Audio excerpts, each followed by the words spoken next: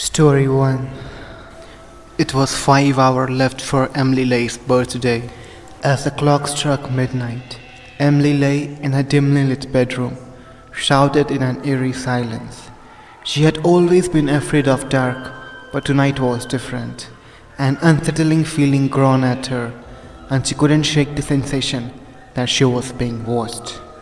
She pulled the covers tightly around herself and tried to calm her racing heart. Just her imagination, she thought. But then she heard it, a soft rhythmic tapping coming from her closet.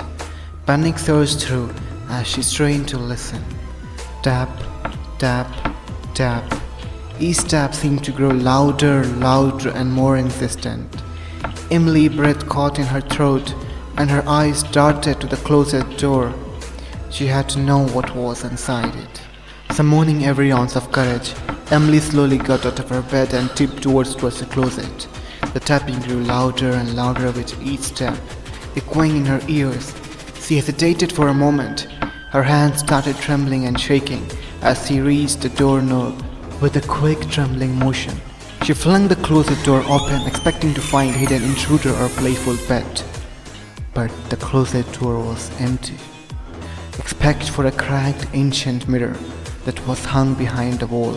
Emily stared at her reflection, her heart pounding, her breath shallow.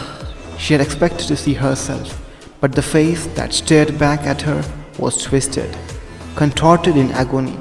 It was her, but it wasn't.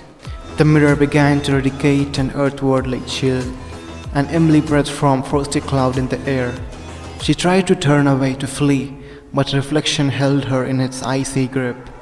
She watched in terror as her own reflection started to move.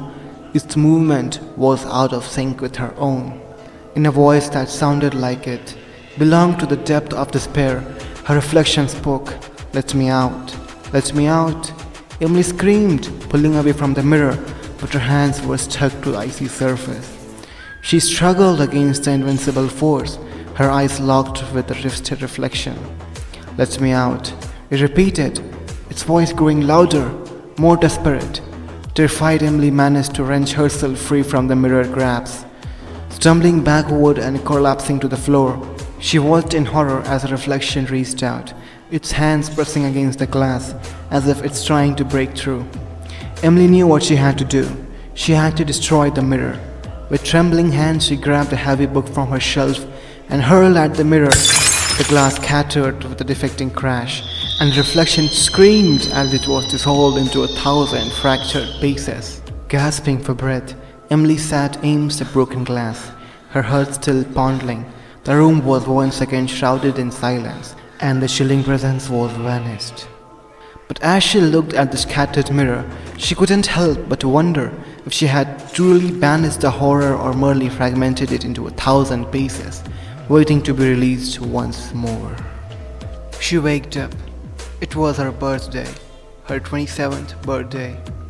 Everybody was preparing for her birthday, decorating homes, lights, bringing cakes.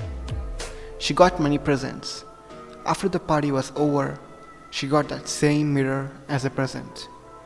She decided to see the name who gave the present, but it was empty.